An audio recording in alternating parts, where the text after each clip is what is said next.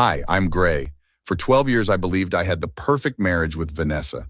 We met in college, married young, and built what I thought was a solid life together. But looking back, I should have seen the warning signs. Gray, we need to talk, Vanessa said one evening, not even looking up from her phone as I walked through the door. I set my briefcase down, loosening my tie. Sure, what's up? I'm not happy anymore, she said flatly. I haven't been for a while. What? Where is this coming from? I sank into the chair across from her. Is this about the promotion? Because I told you once I get settled. It's not about your job, she cut me off, finally looking at me with those cold blue eyes. It's about us. We want different things. I need more excitement, more passion. We can work on that, I insisted, leaning forward. Couples therapy, date nights, whatever you want. She laughed, but it wasn't the laugh I fell in love with. That's so like you, Gray. Always trying to fix things like they're one of your legal cases. Because marriage is worth fighting for, Vanessa. Not this one, she said, sliding a folder across the coffee table. I want a divorce. My stomach dropped as I stared at the papers. You've already drawn up papers? How long have you been planning this? Long enough to know it's what I want. That night, I called my brother Alex, who came over immediately. I just don't understand, I told him as we sat on the porch, the divorce papers still untouched inside. Yesterday, we were talking about vacation plans for summer. Alex shook his head. Man, I hate to say this, but Vanessa's been different lately. Rachel saw her having lunch with that guy from her office. What's his name, Ethan? Her marketing director? My mind raced. She said those were business lunches. Maybe they were, Alex backpedaled, seeing my expression. But Rachel said they looked close. Why didn't you tell me? Because it was just lunch and I didn't want to be that guy throwing suspicions around. The next morning, I confronted Vanessa as she packed an overnight bag. Are you leaving me for Ethan? I asked directly. She froze momentarily before continuing to fold a blouse. That's not what this is about. Just answer the question, Vanessa. Ethan understands me, she finally said. He appreciates my ambitions. He doesn't try to put me in some suburban box. I started, but she held up her hand. I've already rented a place. I'll send someone for the rest of my things, she said, zipping her bag. My lawyer will contact yours. As she walked to the door, she turned. I hope we can keep this civil, Gray, for both our sakes. After she left, I sat in silence until my phone rang. It was Diane, my paralegal of 8 years and closest confidant at the firm. Alex called me, she said. Want me to come over? No, I need to be alone tonight. My voice cracked. But tomorrow, can you recommend the best divorce attorney in town? Someone who isn't me? Already on it, Diane replied. And Gray, she's making a mistake. You know that, right? I stared at the wedding photo on our mantle. Yeah, she just doesn't know it yet. The next few weeks passed in a blur of legal meetings and awkward exchanges of belongings. My attorney, Marcus Rivera, was ruthlessly efficient. Gray, I need you to be completely honest, Marcus said during our third meeting. Was there any infidelity on your part? Absolutely not, I replied firmly. And on hers? I hesitated. I have suspicions about her and a colleague, but nothing concrete. Marcus leaned back in his chair. If there was infidelity, it could impact the settlement. We should investigate. Is that really necessary? I asked. I just want this over with. Trust me, he said. Protecting your interests isn't vengeful. It's smart. Later that day, I met my friend Carlos for lunch. As the owner of a security firm, he had connections everywhere. So she just blindsided you? Carlos asked incredulously. After 12 years? Completely, I confirmed, pushing my untouched food around. Says she needs excitement now. And you think this Ethan guy is involved? Carlos lowered his voice. Want me to have someone look into it? No, I said firmly. No private investigators or anything shady. Not shady, Carlos corrected. Just information you deserve to have. Think about it. That evening, Vanessa's sister Megan unexpectedly showed up at my door. I'm sorry, she blurted before I could speak. I tried to talk her out of this. I stepped aside to let her in. You knew she was planning to leave? For about a month, Megan admitted, looking guilty.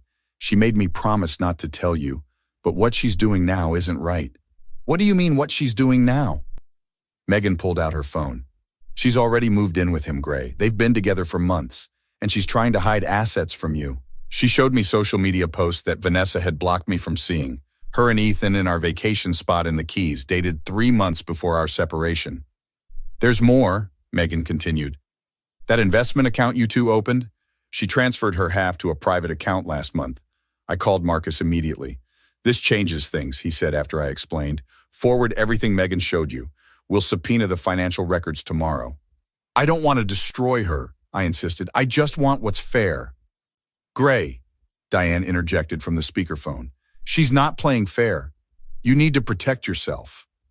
Diane's right, Marcus agreed. And with these developments, we have leverage for a more favorable settlement. After they hung up, Megan squeezed my hand. I'm sorry it turned out this way. You deserved better. Why are you helping me? I asked. She's your sister. Because what she's doing is wrong, Megan said simply. And because you've always been good to me. Better than Ethan will ever be to her. The next day, I received a voicemail from Vanessa. Gray, we need to talk. In person. I heard Megan visited you. Whatever she told you, there are two sides to every story. Meet me at Riverside Cafe tomorrow at noon. I played the message for Diane as we prepared for court. Are you going? She asked. Yes, I replied, but not alone. The Riverside Cafe bustled with lunch patrons when I arrived with Marcus. Vanessa's eyes widened when she saw I hadn't come alone. Really, Gray? You brought your lawyer to lunch? She glanced nervously at Ethan beside her. You brought yours. I nodded toward Ethan. Or is he wearing two hats these days? Ethan shifted uncomfortably. Look, man, this doesn't have to be hostile. I agree, I said calmly, sliding into the booth across from them. So let's talk about the investment account you emptied, Vanessa. And the trips to the Keys that apparently weren't work-related. Her face paled. Megan had no right. To tell the truth, I finished. Funny how that works. Those funds were mine, she insisted, from my inheritance. Marcus cleared his throat. The account was jointly held, established after the inheritance was received. The timing of the withdrawal, 1 week before filing for divorce, suggests premeditation to hide marital assets. We can discuss this privately, Vanessa hissed, looking around at nearby tables. This isn't appropriate.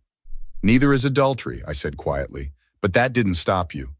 Ethan leaned forward. Listen, Gray, we never meant to hurt you. These things just happen. Things don't just happen, Ethan, I replied. People make choices. You both made yours. Vanessa reached for my hand, but I pulled away. Gray, please, I made a mistake, okay? Maybe we rushed into this divorce thing. Rushed? I laughed incredulously. You've been planning this for months while lying to my face. I was confused, she insisted, tears forming. But seeing you like this, so cold and calculating, it's not you. You're right, I agreed. The old Gray would have begged you to reconsider. This Gray knows his worth. We can still fix this, she pressed, glancing nervously at Ethan, who looked increasingly uncomfortable. We have history.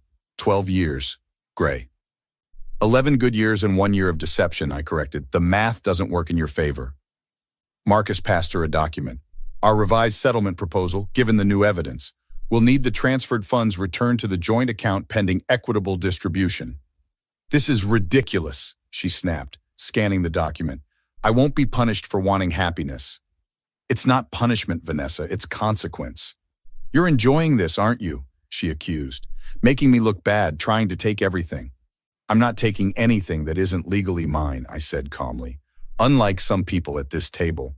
You've changed, she said, narrowing her eyes. The Gray I knew would never be this cold. The Gray you knew trusted his wife implicitly, I replied. That Gray disappeared the moment you betrayed that trust. I didn't betray, she started. The Keys, Vanessa, I interrupted. 3 months before you asked for divorce. The secret account transfers. The lies about working late. What would you call it? An older couple at the next table glanced over, clearly uncomfortable with our increasing volume. People grow apart, Ethan interjected, trying to sound reasonable. Nobody's the villain here. Interesting perspective from the man sleeping with someone else's wife, Marcus observed dryly. Ethan stood suddenly. This was a mistake. We should go. Sit down, Ethan, Vanessa commanded. To my surprise, he obeyed. Gray, she tried again, voice softening. Remember our anniversary in Maui? How we promised to always be honest? I'm being honest now. I made a terrible mistake. I miss you. I studied her face, the same face I'd woken up to for 12 years. Once, her tears would have devastated me. The settlement offer stands, I said finally. Your lawyer has 48 hours to respond before we proceed to court. As I stood to leave, Vanessa grabbed my arm. You'll regret this, Gray. No one will ever love you like I did. That's what I'm counting on, I replied, gently removing her hand. Because your kind of love, I never want to experience that again. 6 months later, the divorce was finalized. The court ruled in my favor on most counts, particularly after Vanessa's financial maneuvers came to light. I wasn't interested in punishing her, just in fair distribution of what we'd built together. Congratulations, Diane said as we left the courthouse. How does it feel to be officially single? Honestly, lighter than I expected, I admitted as we walked to a celebratory lunch with Alex and Marcus. You handled yourself with remarkable dignity, Marcus commented as we settled into our booth. Most clients in your position want blood. I just wanted closure, I replied, and to move forward with my life. Over the past months, Diane had been my rock, first as my paralegal, then as my friend, and recently as something more.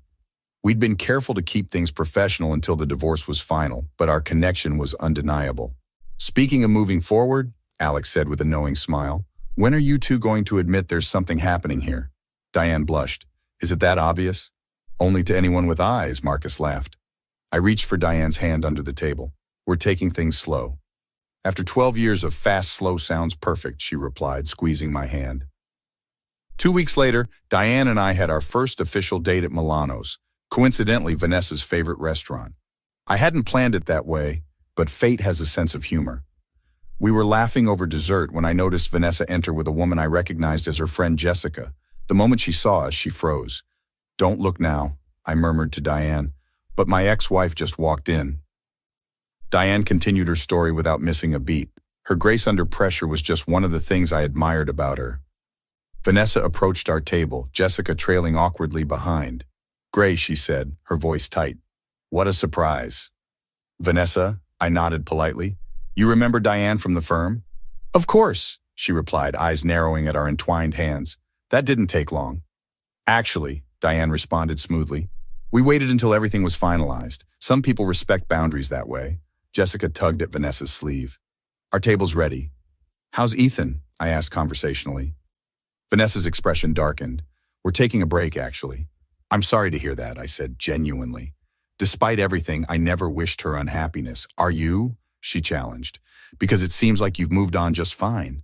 I have, I acknowledged. That's what people do after divorce. We should talk sometime, she said, lowering her voice. I've been doing a lot of thinking about us. There is no us anymore, Vanessa, I said gently but firmly. Just two people who used to be married. You don't mean that, she insisted. 12 years doesn't just disappear. No, it doesn't, I agreed. But it does end, and that's okay. After they left, Diane raised an eyebrow. Are you all right? Better than all right, I realized. For the first time in a year, I feel completely free. Later that week, Alex and Rachel invited us over for dinner. Carlos and his wife Elena joined us. To new beginnings, Alex toasted, raising his glass. And to my brother, who showed us all what dignity looks like under fire.